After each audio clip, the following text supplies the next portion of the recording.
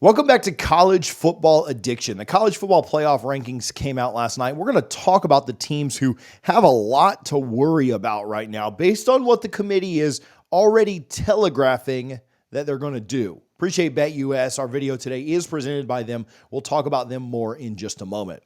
Now, the teams I want to focus on in this are primarily ACC teams.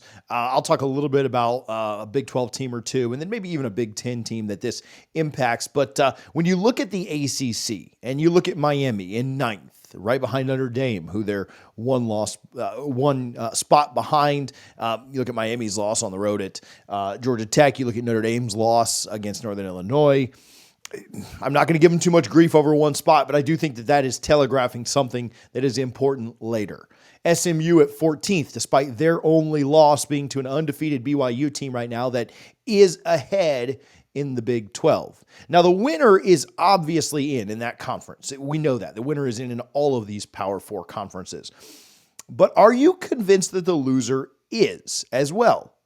I'm not personally. Now, when you look at those two conferences, right, you look at Miami and SMU, where do they have room to improve their standing in the eyes of the committee? We look at their remaining schedules. Miami plays Wake Forest and Syracuse. I don't necessarily know that they'll have a massive opportunity to improve their standing over the last couple of weeks. You look at what SMU has. They play BC, they play Cal, they play UV. I don't think there's anything for SMU really to do there to improve the way that they're viewed. However, both those teams are very likely going to Charlotte with just one loss. And let's say Miami loses that game. Miami with a Heisman Trophy type quarterback of Cam Ward, one of the best offenses in the country, a team that, let's be frank, I don't love Miami. Miami fans, you know that. But a team that their offense can literally compete with anybody in the country. Do they have questions on defense? Are there questions about some of the play call? Are there things that Miami needs to improve? Absolutely. But is that not the case for every team in the country? Is that not the situation for every single program out there?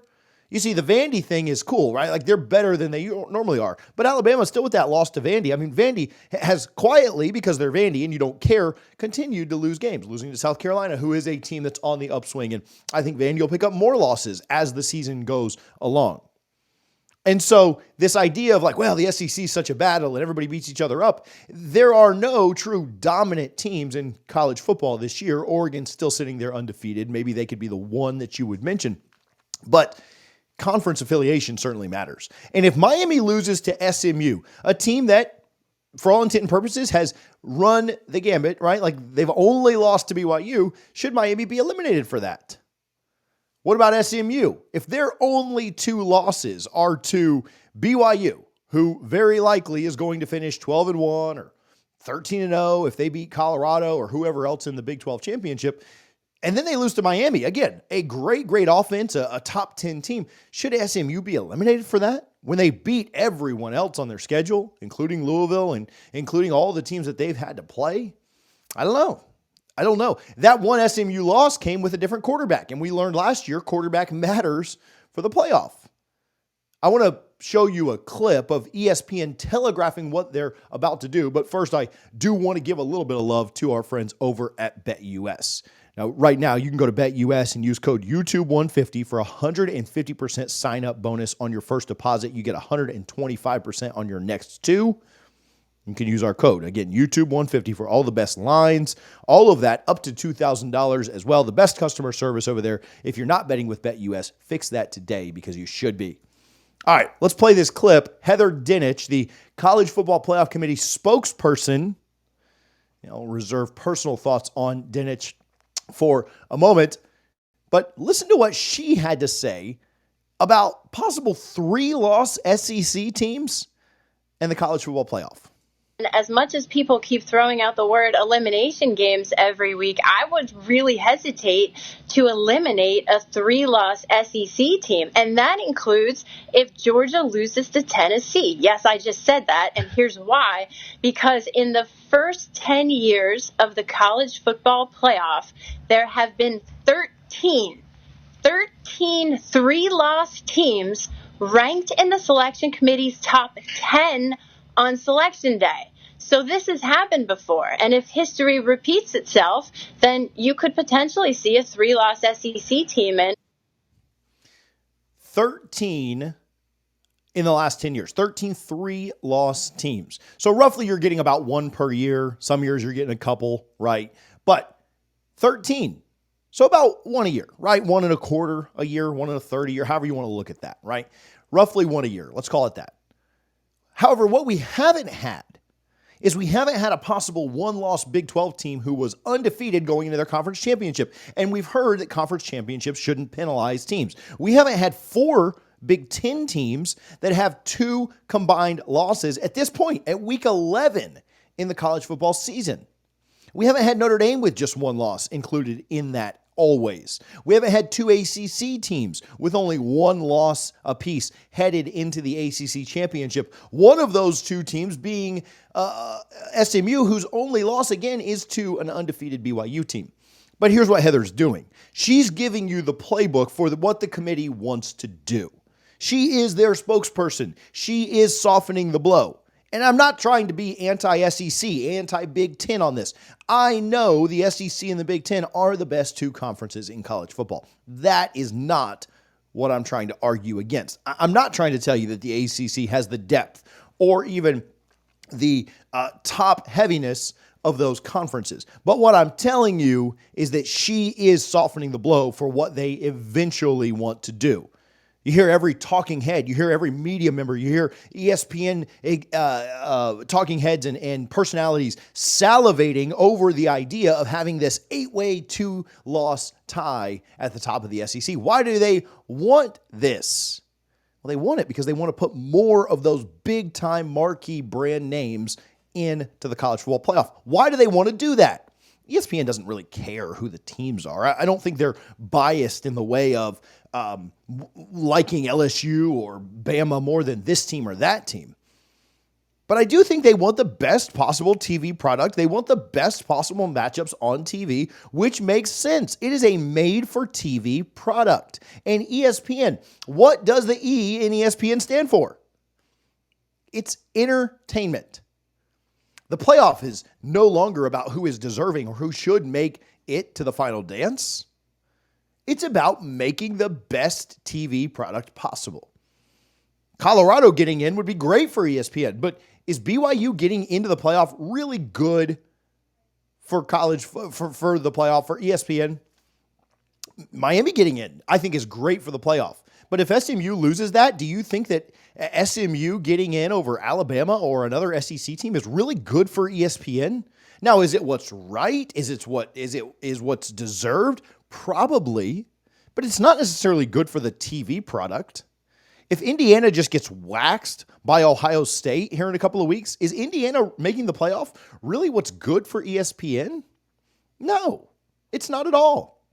A 3-loss Georgia team is going to get better ratings against whoever they play as opposed to a 1-loss Indiana team. Whether you think Indiana would win on the field, whether you think Georgia would win on the field, whether you think strength of schedule, strength of record, any of those things, whether you think that head-to-head would matter. It is no longer about who's deserving. It's no longer about the best teams. That's why they will use the word best in their in the way they describe this. They want what's best for TV numbers because it is a TV product. It is a made-for-TV product. And again, I'm not hating on the SEC. I'm not hating on the Big Ten. They are the best conferences. But what they're doing, what Dennis is doing, and what the committee is going to do, they're telling you what's going to happen. Right now, in the playoff, if you look at the way things are set up right now, I think Ohio State is guaranteed to get in. I think Oregon is guaranteed to get in. I think Texas is guaranteed to get in. I think Tennessee is guaranteed to get in. Obviously, the ACC winner is going to get in. The Big 12 winner is going to get in. Notre Dame, if they win out, I think is in. And then obviously your group of 5 team is in. That's 8. That's 8 teams that are in. Now, Tennessee drops a couple. You'll flip them for somebody else. Texas doesn't win the SEC. You'll flip them for Bama or whoever does, right? I think there's some nuance there. But let's say that all plays out that way. That leaves 4 spots. 4 spots remaining for Bama, Texas A&M, Ole Miss, UGA, the ACC loser, and the Big 12 loser. You've got 6 teams for 4 spots. I don't really think that they'll put Army in. We'll see what happens there. But I don't think that that's somebody that is going to be in. It also kind of includes LSU in that mix as well. But LSU, to me, their only way is to get in on percentages and then win the SEC. And then you'll have 7 teams for those 4 spots. Another SEC program that would get knocked down. I'm assuming at this point Texas wins the SEC. I'm not picking them to win it, but they have the best odds, and so I'll roll with them for the example. And the committee has said they are not going to penalize teams for losing conference championships, but I don't believe them. I don't believe they'll penalize SEC teams for losing their conference championship. I don't believe they'll penalize a Big Ten team, whether it be Oregon or Ohio State or even Indiana, for losing their conference championship. But I do think they'll penalize ACC and Big 12 teams for losing it. Now, Colorado, they go pick up their 3rd loss and they lose that one. Yeah, I don't think they're getting in. And that's probably fair, right? 3 losses, you're probably not going. But a 3-loss SEC team will certainly be there.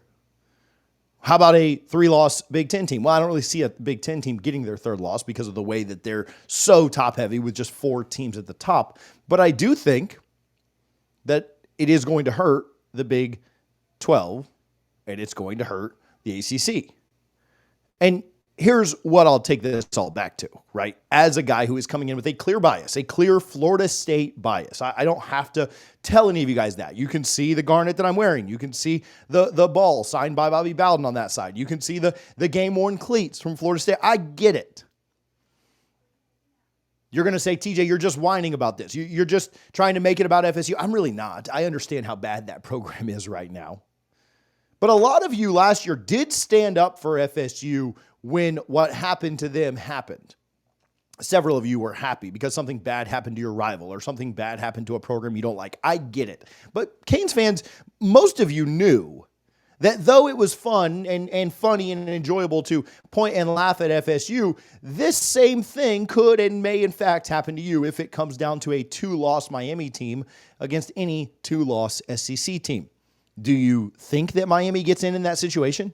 Now, Miami certainly just needs to go out and take care of business. And if they win their next 3 games, they're in. But do you think they're going to put a 2-loss SEC team in over a 2-loss ACC team? I do. I absolutely do. Love to hear your thoughts, Canes fans. What about SMU? What about you guys? If it's a 2-loss SMU team that has 2 top 10 losses, do you think they're putting you in over a 2-loss Bama team? Do you think they're putting you in over a 3-loss UGA team? They're already starting to telegraph it. They're already starting to set it up. BYU fans, if you're watching this, now I think you're safe. I think that if you go there at 12-0 and you lose to Colorado in a close game, now you get blown out, that's maybe a little bit different. But if you lose that, are you confident that they put BYU in? Are you sure that they wouldn't put a 2-loss Texas team in over you? Are you absolutely sure of it? Are you confident that the SEC machine, the made-for-TV machine, won't eliminate BYU? They won't eliminate an Indiana if they get blown out by Ohio State? If they have 1 loss and miss their conference championship? Are you sure of it? Because I'm not. I don't trust the committee. I think that they do what ESPN wants.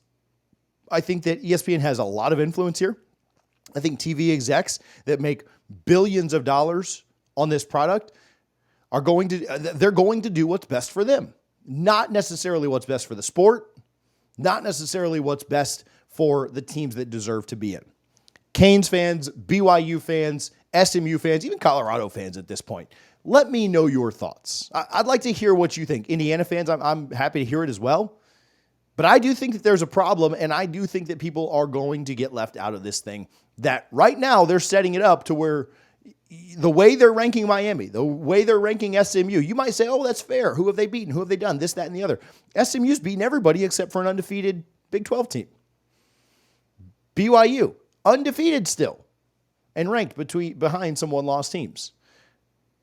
Dinich is telegraphing it. She's telling you what's going to happen, just like ESPN did last year when Jordan Travis was still healthy, and they told you, if Texas with 1 loss, if Bama with 1 loss, if this is the way it works out, this insane scenario that we could never see happening, if this happens, I don't know that Florida State would be in. Herb Street said it on game day before Jordan Travis got hurt, and I think they're telegraphing it again.